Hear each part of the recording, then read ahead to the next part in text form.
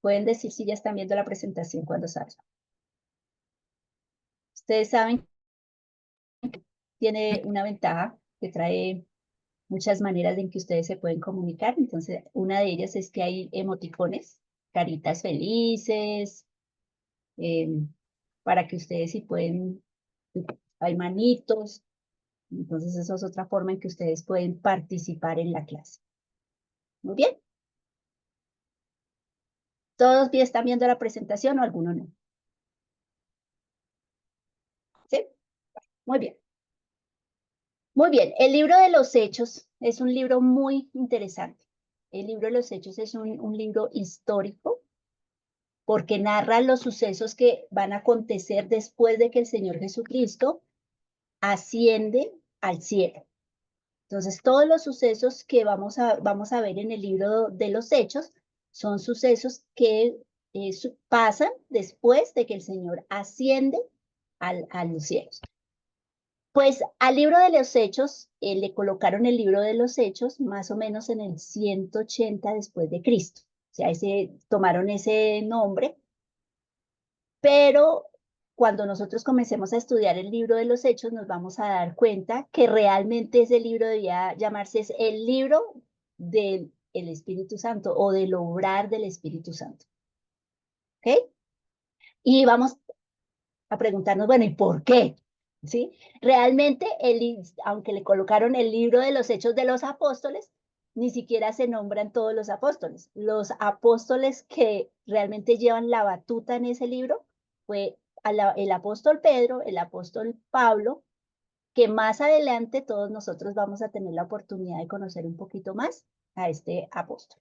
Entonces, como introducción, el libro como tal, ¿cierto? Lo podemos ver como el libro de los Hechos de los Apóstoles o también podríamos decir que puede ser el libro de los Hechos del Espíritu Santo o las obras del Espíritu Santo.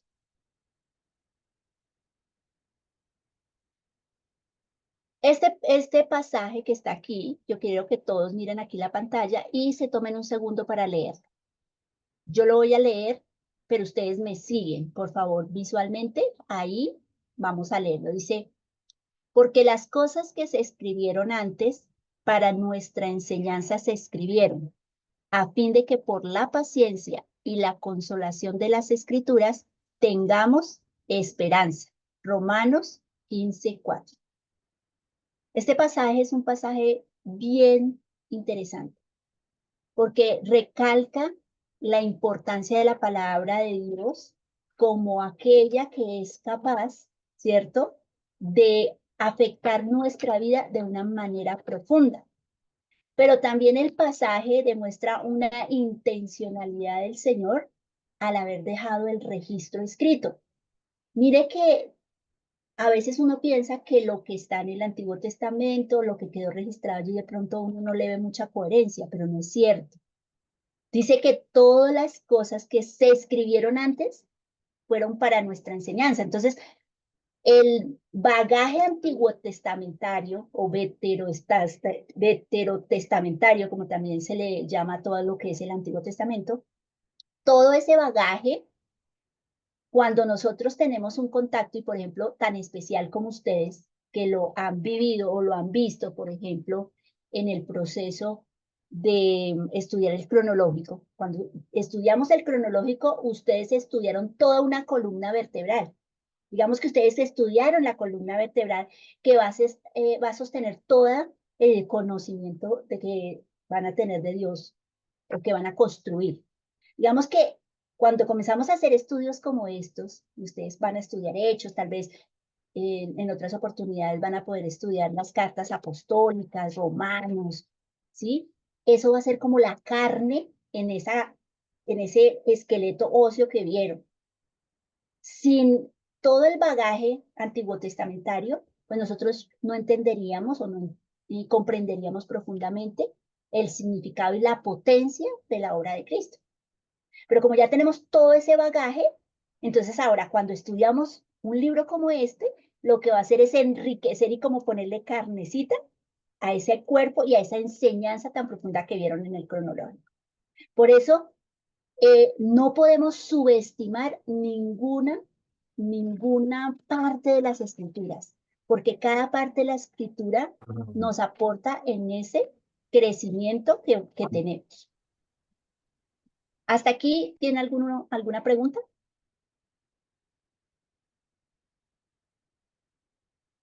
¿Sí me están oyendo bien?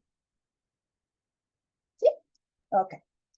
Pueden Yo tengo hacerme una así con pregunta. el dedito, yo, dime. Marcelita, ¿qué tipo de libro es el de Hechos? El O libro sea, de me los hechos, ya refiero ahorita, es si es profético, histórico. ya te voy a decir, seguidamente a esta lámina te voy a explicar un poquito qué clase de libro es el libro de los hechos. Gracias por Ok. la pregunta, pero va a haber respuesta adelante, Ah, entonces no bueno. me quiero adelantar. Muy bien, como todo estudio, si nosotros sabemos cómo va a funcionar, pues es más claro. A mí me parece importante que conozcamos o entendamos cuál va a ser el plan o la forma en que nosotros vamos a estudiar este libro como grupo, ¿sí? Nosotros vamos a hacer lo siguiente. Este curso tiene algunos componentes que con mi compañera Judy creemos que les va a ayudar en ese proceso de retener, de que la información quede. Acuérdense que la idea no es pasar por el curso y ya, no, la idea es entender, comprender, analizar, y para eso se requiere un ejercicio académico de alguna manera, como en todo. Si ustedes van a la universidad y ustedes tienen que hacer ejercicios académicos para que esa información quede. Entonces, en ese plan de enseñanza nosotros, o en ese deseo de que les quede la enseñanza de la palabra, pues vamos a hacer estos ítems o vamos a seguir estos ítems. Lo primero es que vamos a tener que memorizar, ¿sí? Vamos a memorizar palabra de Dios. También vamos a hacer unas lecturas. Esas lecturas es un texto guía que van a tener y que ustedes van a poder usar para que refuerce lo que yo voy dando y como el tiempo es tan corto, de alguna manera también ustedes eh, puedan mirar si quedan con dudas, preguntar. Entonces, sí es importante que hagan esas lecturas. Ya depende de ustedes como estudiantes si pasan de largo, si lo leen rápido, pero lo ideal es que, por ejemplo, tengan la lectura tiene citas bíblicas, busquen en la palabra, lean el versículo, o sea, no, no, o sea, ya el masticar el estudio les toca a ustedes, ¿sí? Ya el que el digerirlo, el que ustedes lo puedan hacer propio, eso ya les toca a cada uno de ustedes. Entonces, pasen por la lectura, pero hagan la tarea de mirar los versículos. Bueno, yo sé que de pronto no los van a leer todos, pero al menos traten de hacerlo y verán lo enriquecedor que es hacer un estudio de esta clase siguiendo los versículos. Va a haber quiz. ¿Qué es un quiz? Quiz va a ser, por ejemplo, que 2 lecciones damos y hacemos una pequeña evaluación de 3 preguntas. Esto no es para corcharlos ni nada, sino que ustedes saben que cuando uno sabe eso, pues uno a veces está más atento o eso le ayuda a retener. Aún el hecho de que uno haga un quiz y le vaya mal, créanme que ustedes se van a acordar más de en lo que fallaron que lo que escribieron bien. ¿Sí les ha pasado? Que usted dice, uy, yo me equivoqué en este quiz. Ah, no, eso a uno no se le olvida. No se le olvida. Entonces, por eso son los quiz. Y trimestralmente va a haber una evaluación ya más grande, ya con más contenido, más estructurada, que va a ser en base a lo que vayamos a estudiar. También se va a tener en cuenta la asistencia y van a haber otras tareitas extra, ¿ok? Van a haber tareitas de exploración, de profundización para cada uno de ustedes. Vamos a manejar algo que se llama el Classroom. ¿Sí? Muchos de ustedes que ya han estudiado con Jesús Eider o de pronto han estudiado en institutos, saben que el Classroom es una herramienta de Google donde los estudiantes pueden entrar, es como el Facebook, ¿cierto? Tiene ahí su mural y en ese mural pues ustedes van a encontrar lo básico de esta clase. Vamos a subir las lecturas, de pronto ahí va a decir qué tareas tienen, va a haber información extra. O sea, a veces vamos a colocar información extra, no es que tengan que leerla, pero si ustedes quieren profundizar, lo que estamos haciendo es puntualizar la información. ¿Sí me hago entender? O sea, que en vez de que tengan que ir a buscar un link en Google, ustedes van y lo encuentran allá y le dan. Y ustedes van a enriquecerse en ese proceso. ¿Estamos claros en esto del Classroom?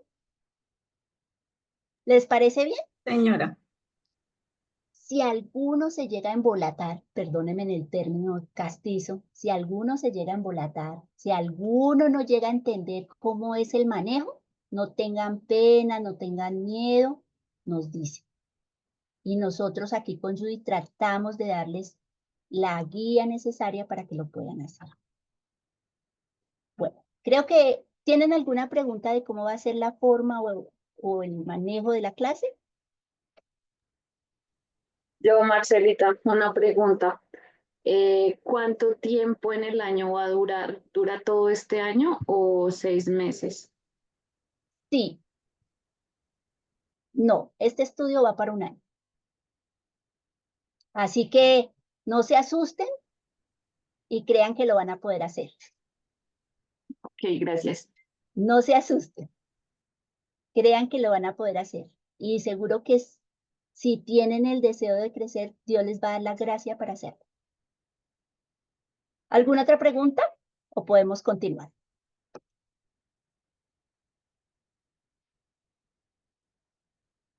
Muy bien, entonces ya vamos a entrar un poquito de lleno y hoy no vamos a abarcar todo, vamos a comenzar viendo algunas cosas importantes.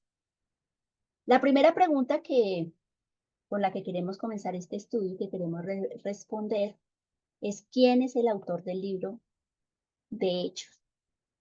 Resulta que el autor de este libro es Lucas, ¿sí? ¿Quién fue Lucas? Lucas fue un discípulo y compañero cercano del apóstol Pablo. Él escribió el Evangelio de Lucas y el libro de los Hechos. O sea, tanto el Evangelio de Lucas como el libro de los Hechos fue escrito por este Lucas. ¿Sí sabían?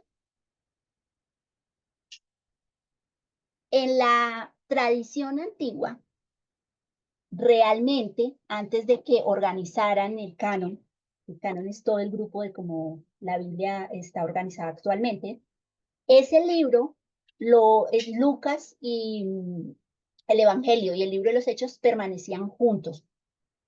Pero cuando hicieron el canon, pues sufrió como esta división, ¿no? Pero realmente ambos libros estaban diseñados por el autor para ayudarle a la gente a comprender, ¿cierto? Esa obra y el rol que había cumplido el Señor Jesucristo acá en la tierra. Entonces, por eso Lucas hizo un proceso muy juicioso de recopilación de la información y lo escribe. Ahora, mire que tenemos que ir entendiendo porque esto nos va a ir ayudando a nosotros también en nuestro crecimiento. Dios va usando y usa a las personas según también las habilidades que tienen. Dios no desperdicia nada. Dios, para el proceso de la recopilación de la palabra, de la escritura de la palabra, usó personas de todos los estatutos y con sus habilidades y con sus cosas en contra, Dios las usó. Pero en este caso, Lucas, tenemos que saber que de profesión él era médico. Así que cuando él hizo esto le ayudó en ese proceso de escribir estos libros. Él fue muy juicioso en hacerlo. Ahora, otra cosa importante de este autor, Lucas, es que Lucas no era judío. Ustedes saben, siempre cuando ven el estudio cronológico, si alguno se acuerda, ustedes oyen que 40 personas escribieron la Biblia y uno de ellos, solamente había uno gentil. ¿Sí lo habían estudiado? Bueno, pues este era Lucas, ¿sí? Lucas fue compañero de Pablo. Lucas no era uno de los 12 apóstoles. Eso también tenemos que, de pronto no lo habían pensado, analizado, profundizado, pero Lucas no es uno de los 12 apóstoles. Lucas fue un discípulo y compañero cercano de Pablo. Realmente, Bernabé fue uno de los instrumentos también en ese proceso, porque Bernabé lleva a Pablo y Pablo luego usa también a Lucas. Muy bien. Preguntas entonces. ¿Quién me quiere decir qué hemos aprendido hasta aquí de Lucas? Alguien que me diga algo de Lucas, a ver.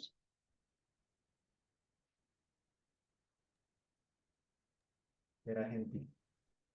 Bueno, que era gentil, muy bien. ¿Qué más? ¿Qué profesión tenía Lucas? A ver. Dice que era médico. Médico, muy bien, Lady. ¿No era un apóstol? No era un apóstol. Muy bien, no era un apóstol. De pronto uno piensa, como es el Evangelio de San Mateo, San Marcos, San Lucas, San Juan, entonces uno piensa, no, era uno de los apóstoles. No, Lucas Era no. gentil. ¿Qué quiere decir gentil? A ver, esa es una pregunta buena. ¿Qué era lo que, o si habían ya estudiado algunos, porque acá hay estudiantes de otras clases? A ver, el hermano Fernando, que está ya todo Gentil. tan concentrado. Gentil es que no era judío.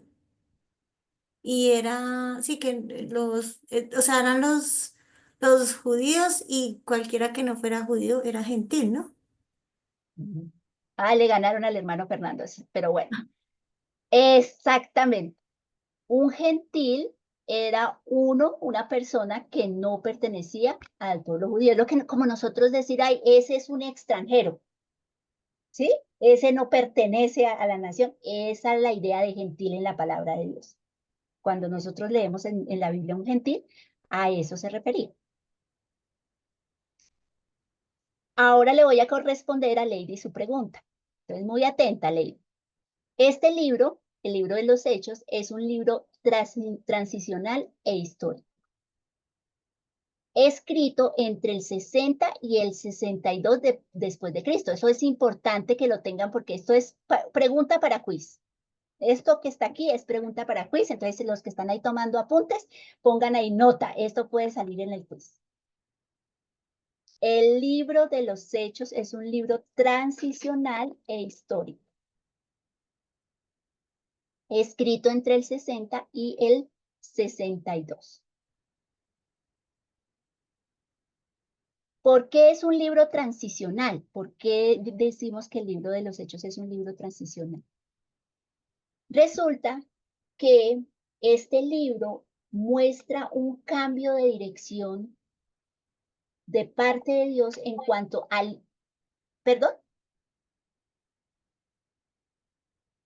¿A quién está preguntando algo?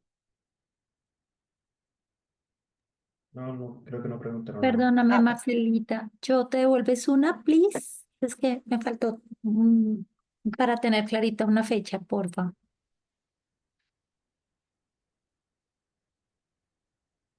muy bien. Entonces vamos a tratar de ir como entendiendo por qué este libro es un libro transicional e histórico. ¿Ok? Entonces el propósito del libro sí es contar, como les decía al comienzo, los sucesos que van a acontecer después de que el Señor sale de escena de alguna manera en la parte física, ¿no? Porque el Señor sigue presente. Pero ellos se va a contar qué pasó. El Señor se fue y qué pasó con lo que el Señor dijo. ¿Se acabó? O sea, ¿el Señor salió de escena y eso paró? ¿O qué fue lo que pasó? Entonces sigue la historia con los personajes principales, los apóstoles. Ya vimos que realmente no todos están ahí con el mismo nivel de importancia porque los más importantes son Pedro, Pablo, Bernabé de pronto, pero realmente no se nombra a nadie más. Pero es un libro transicional y eso es importante entenderlo.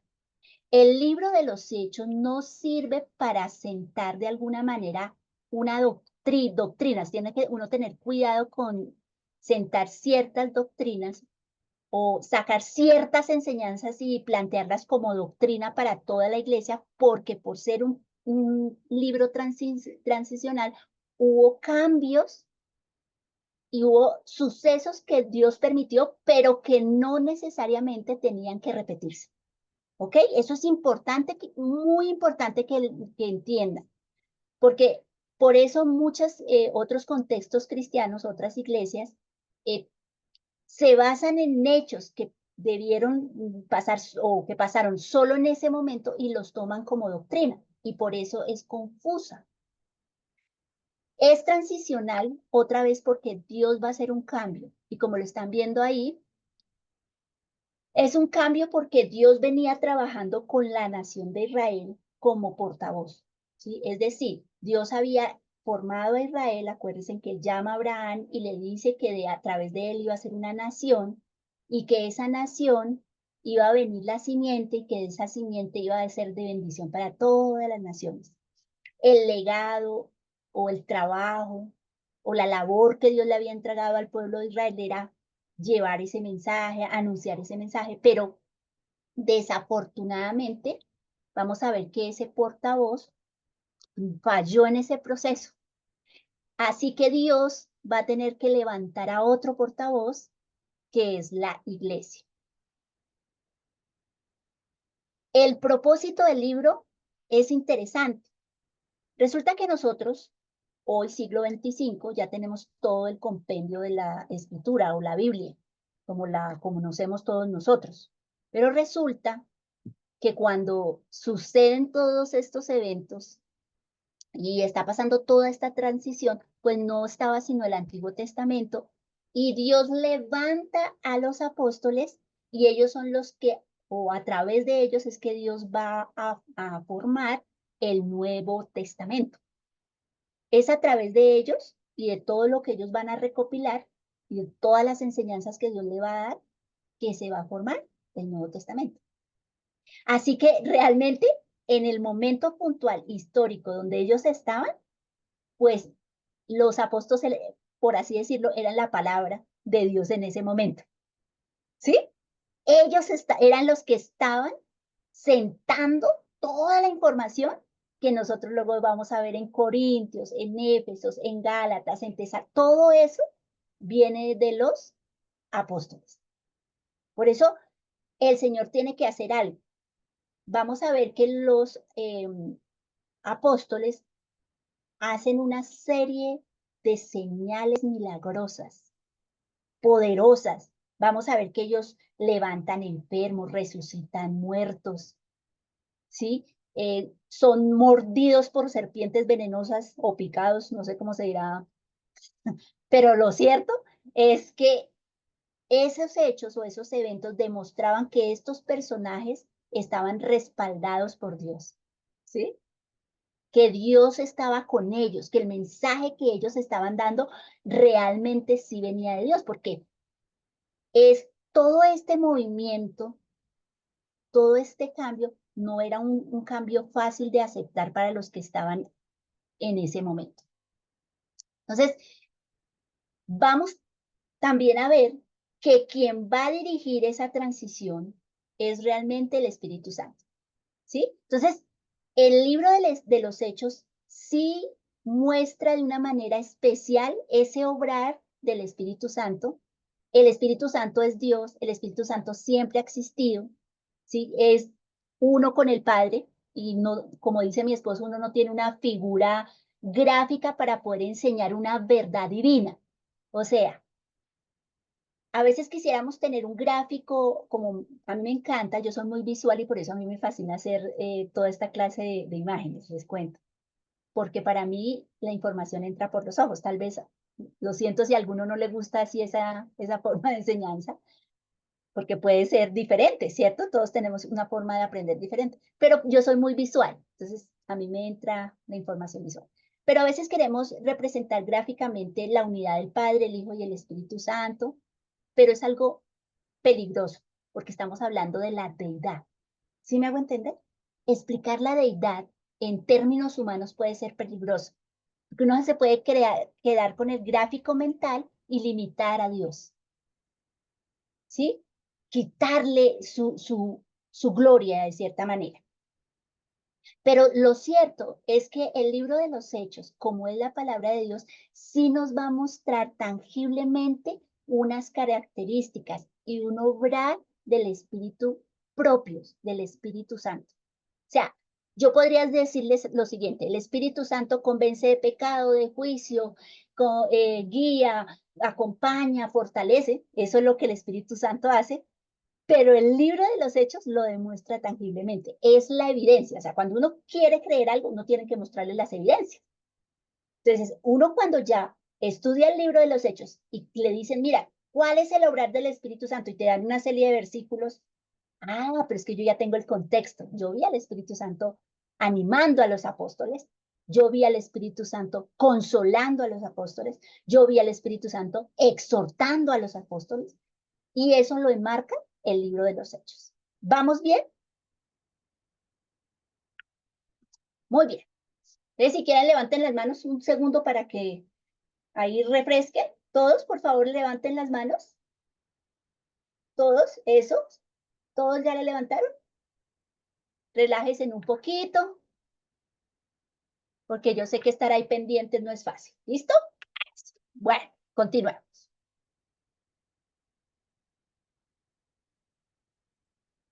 Por eso, yo puse esta imagen, porque el libro de los Hechos es como un choque, ¿sí?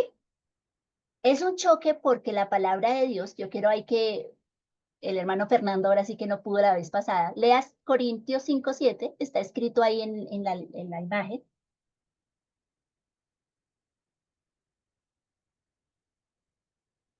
¿Puedes leerlo, hermano Fernando? Sí, señora, ya. Sí, pero... Ok. Las cosas viejas pasaron, he aquí, todas son hechas nuevas. Es una frase de la Biblia que aparece en segunda de Corintios 5:17. Muy bien. Abajo dice, judíos y gentiles tendrán que entender que son salvos solo por la obra de Cristo. Muy bien, gracias, hermano Fernando. Entonces, segunda de Corintios 5:17 dice algo, las cosas viejas pasaron, he aquí todas son hechas nuevas. Este pasaje es usado obviamente para recordarnos que nosotros, una vez entendimos la gracia del Señor, fuimos formados como una nueva criatura. Pero la verdad es que el viejo sistema de acercarse a Dios también pasó, dejó de ser importante. Y Dios formó a través de la obra de Cristo una nueva manera de acercarse. Entonces, imagínense ustedes enseñados a hacer una cosa de una manera, cuando llega otra, ¿qué sienten ustedes? Hay una confusión, ¿cierto? Hay un desazón en el corazón de, uy, ¿cómo así que yo hacía esto y ahora no es así? Exactamente eso es lo que vamos a ver en el libro de los Hechos. El pueblo judío estaba enseñado a unas cosas, a unas prácticas que ellos en cierto punto las idolatraron. Acuérdense que ellos llegaron casi a idolatrar el templo. El templo para ellos se convirtió en un ídolo. Para ellos fue tan importante el ídolo que aún entre las cosas con que acusaron a Jesús cuando lo iban a crucificar es que él había dicho que iba a destruir el templo en 3 días. ¿Sí se acuerdan que ellos levantaron falsos testigos? Y una de las cosas con las que querían, ¿cierto?, acusar al Señor era que él iba a destruir el templo. Entonces, con los sucesos que van a pasar en el libro de los Hechos, van a haber cambios tan profundos que va a haber un choque. No se va a poder evitar el choque, porque siempre que hay algo nuevo, siempre es difícil de procesarlo. Y en el caso de los Hechos, eso es lo que va a pasar, porque van a haber dos grupos, judíos y gentiles, que se habían visto como rivales, como contrarios, pero Dios ahora va a decir, no, es que, ¿sabe qué? Todos son uno, en Cristo son uno. Ya no hay judío, ya no hay griego, ya no hay esclavo, ya no hay mujer, todos son uno. ¿Ustedes se imaginan lo difícil que fue eso para ellos? Eso, como decimos nosotros los viejitos, eso les entró en reversa. Entonces, el libro de los Hechos va a mostrar ese choque. ¿Por qué se gestó? ¿Qué cosas fueron las que fueron causales de ese choque? Hay que entender y comprender desde la perspectiva de que ellos eran judíos y que ahora Dios estaba instaurando una nueva forma de acercarse a él. ¿Qué más es importante recordar o ver del libro de los Hechos? Como el libro de los Hechos es un libro histórico, entonces es importante estudiarlo porque el libro de los Hechos va a sentar algunos precedentes de cómo se formaron algunas iglesias. Ustedes saben que en la Biblia hay libros como el libro de Corintios, el libro de Gálatas, el libro de Efesios, el libro de Colosenses. Todos esos libros, o la formación de algunos de ellos, como Corinto, Gálatas, la iglesia de Filipo, todos esos están dentro de la historia que vamos a ver en Hechos. Entonces, cuando ya uno estudia el libro de Éfeso, por ejemplo, uno dice, es que esto pasó en el primero, en el segundo, en el tercer viaje de Pablo. Ay, ¿qué tal cosa pasó? Es que eso pasó en tal lugar. Y vamos a tener el contexto del por qué esos libros. Eso es chévere, ¿cierto? Porque si uno lee la carta sin tener el contexto, pues uno no entiende por qué esos libros. Pero, ¿saben? Mucha de la información de cómo se formaron está en ese libro de los Hechos. Por eso, esta imagencita que les puse ahí, que ya ustedes también la van a ver en su libro, para representar el marco que da, ¿qué? La palabra. El contexto de los hechos, el marco que da el libro de los hechos, perdón. Muy bien. ¿Alguna pregunta hasta aquí, muchachos y muchachas, señoritas y señores? ¿No? Bueno. Muy bien. Resulta que, como les estaba diciendo, en el libro de los hechos,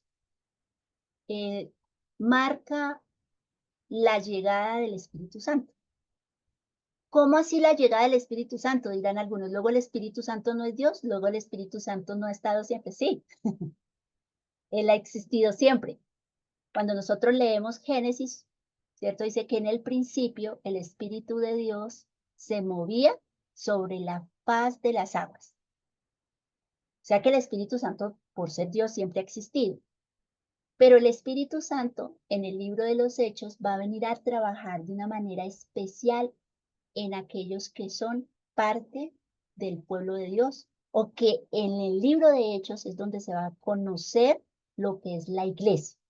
Entonces, el Señor Jesús, en Juan 7:39, yo le voy a pedir a Juan que por favor me leas ese pasaje, Juan 7:39. Juan 7:39. Esto dijo el Espíritu que habían de recibir los que creyesen en él, pues aún no había venido el Espíritu Santo, porque Jesús no había sido aún glorificado. Ok, ay, perdón los errores de ortografía, mi dislexia a veces me traiciona terriblemente, pero voy a corregirla después. Muy bien, dice ahí, en Juan 7:39 está la promesa de que el Espíritu Santo iba a venir de parte del Señor. En Hechos 1:5 le voy a pedir ahí a Diego, que está con Laura y Joana, que por favor me leas Hechos 1:5, si es posible. Rapidito, porque el tiempo se nos está pasando. Hechos 1:5, porque Juan ciertamente bautizó con agua, mas vosotros seréis bautizados con el Espíritu Santo dentro de no muchos días. Muy bien. Y Juan 16:7, por favor, Patti, ¿me lo puedes leer? Dice, pero yo os digo la verdad, os conviene que yo me vaya, porque si no me fuere, el Consolador no vendría a vosotros, mas si me fuere, os lo enviaré. Muy bien. Entonces aquí hay una perla.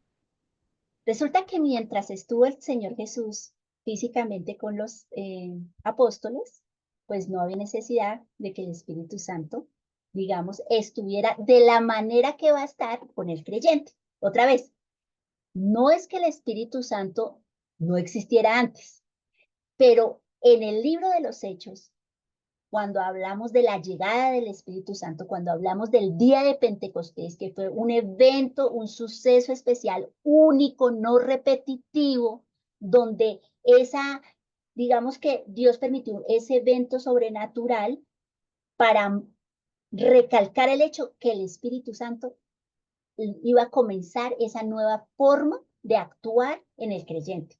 Él lo había prometido, él no había venido porque el Señor Jesús estaba. Tanto así que una vez les dijo a ellos, ustedes no pueden entender las cosas que yo le digo hasta que no venga el Espíritu Santo.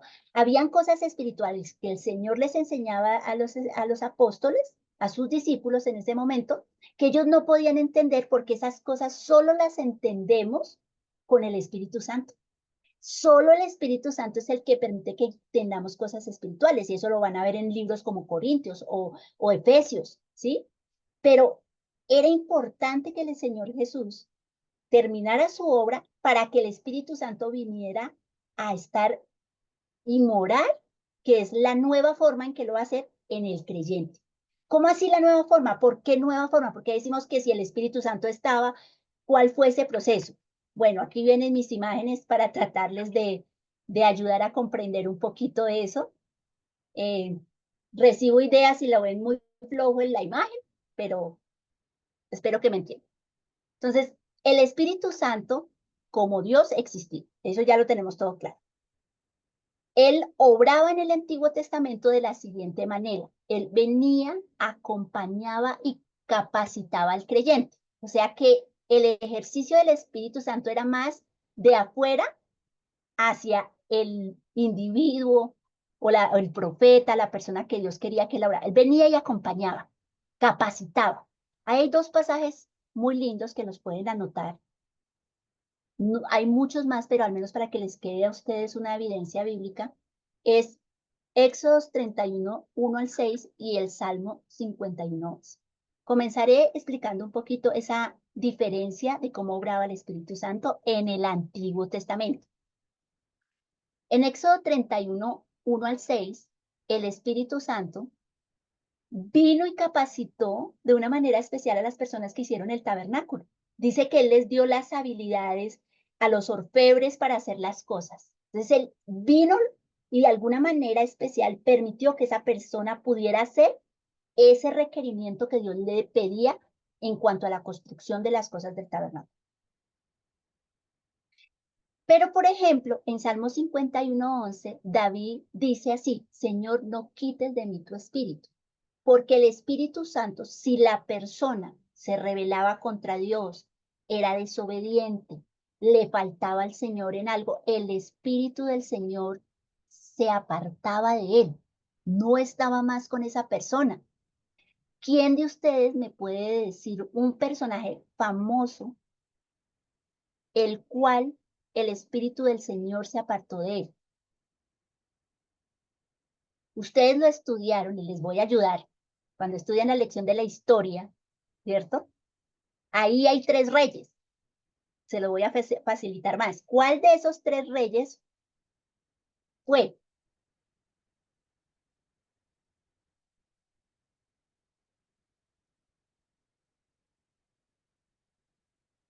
Esaú. Saúl. Perdón, eso Saúl. es Saúl, es verdad. Saúl, eso sí. Saúl es diferente a Saúl. Saúl era el hermano de quién? De Jacob, ¿cierto? Y Saúl fue el primer rey de Israel. Y acuérdense, los que conocen un poquito y los que no, que Saúl tuvo celos del rey David, del que después fue el rey David, y en ese proceso dice que el Señor se apartó de Saúl y un espíritu venía y lo atormentaba. Su espíritu perdió la tranquilidad porque realmente el espíritu del Señor se apartó de él. Pero también vemos antes de eso al espíritu del Señor controlando de una manera especial y soberana a Saúl. Entonces el Espíritu Santo en el Antiguo Testamento venía, acompañaba, capacitaba, pero no estaba de continuo para que me hagan, para hacerme entender mejor con la persona. ¿Cuál fue el privilegio en el Nuevo Testamento?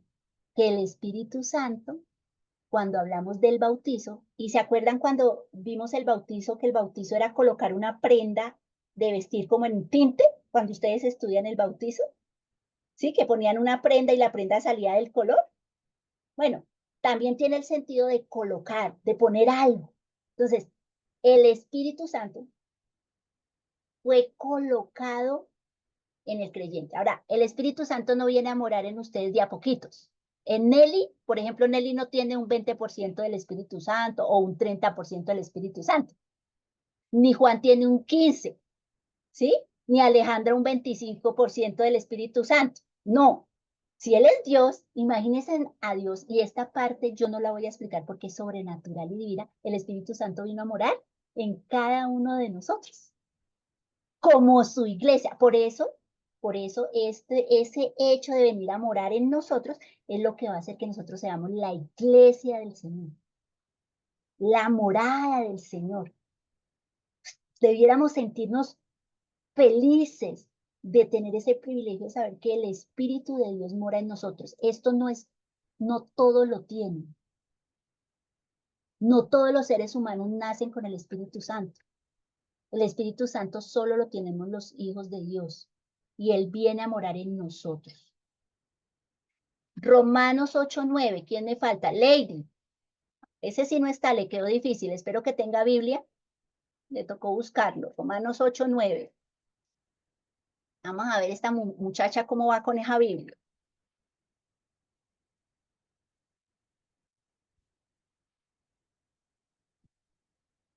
Estamos a 10 minutos de terminar la clase, tranquilos.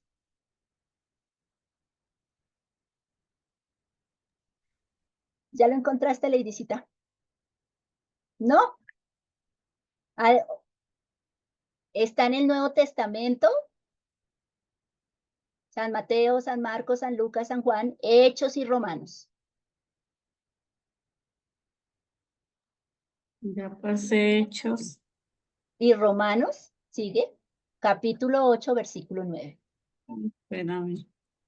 Todos lo pueden buscar, ¿no? Así vamos. Romanos 8, capítulo. ¿Qué dice Romanos 8, 9? 7, 8, capítulo.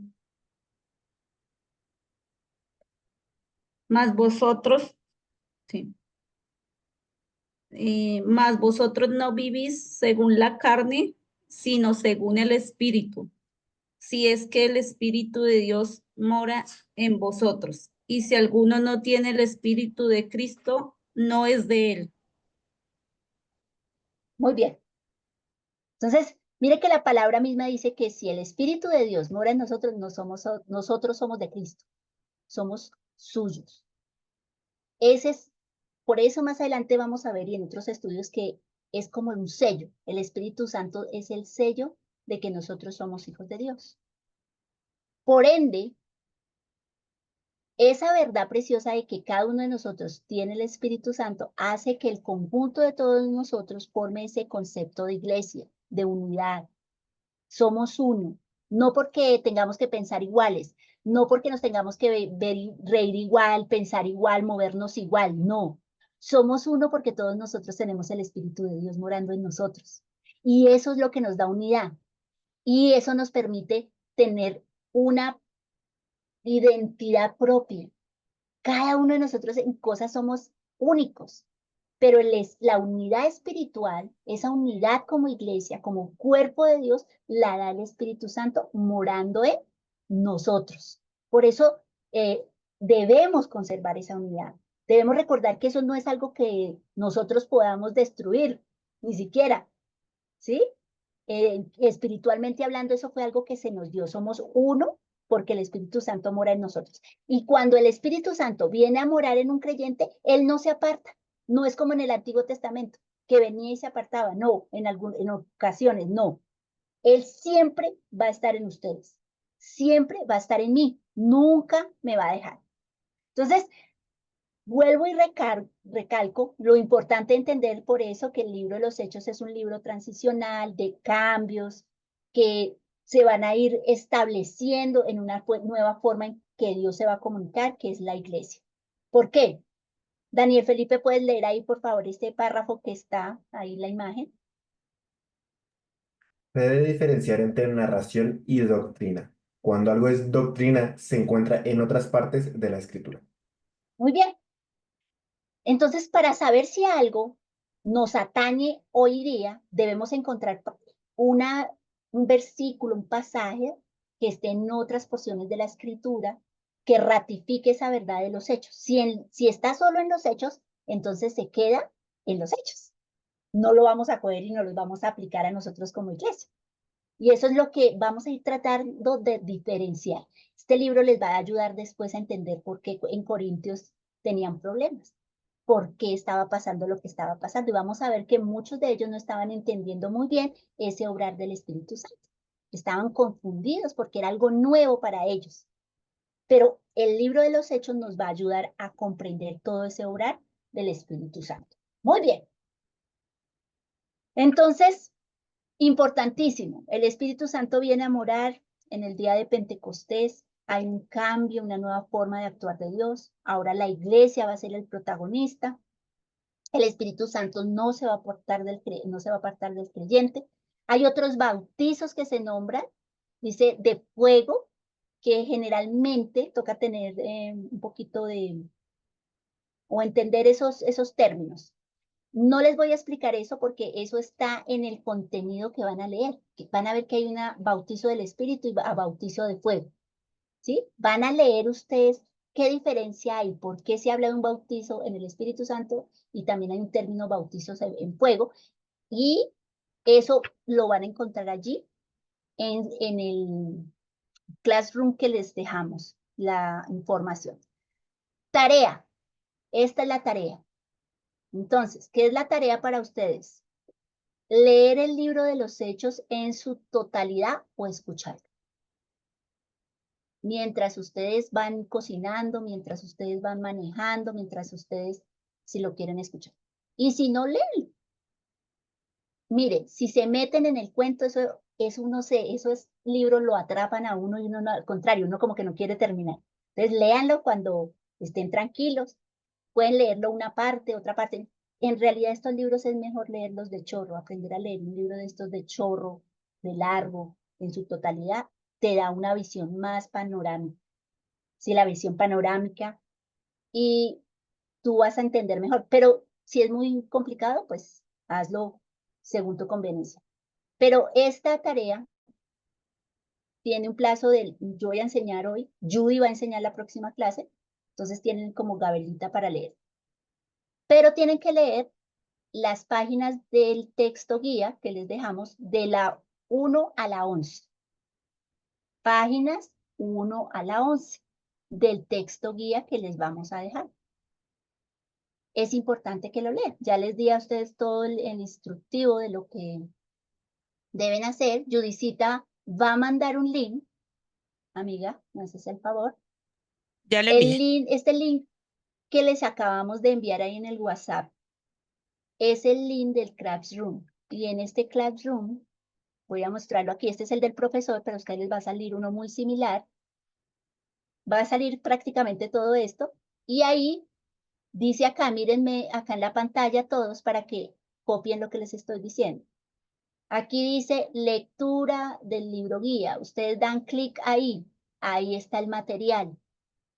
¿Ok?